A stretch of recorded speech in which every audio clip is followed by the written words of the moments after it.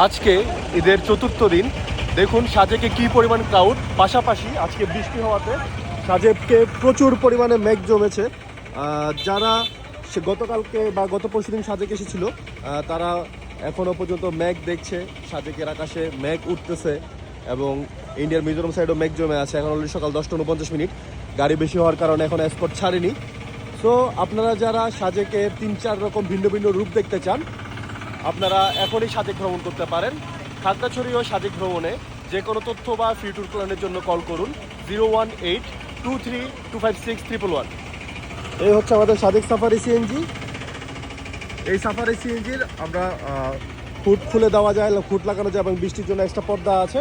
So আপনারা রিল্যাক্সে নিশ্চিন্তে সাজেক ভ্রমণ করতে পারেন এবং সাজেক ভ্রমণের জন্য সাজেক সাফারি সিএনজিতে যোগাযোগ করতে পারেন।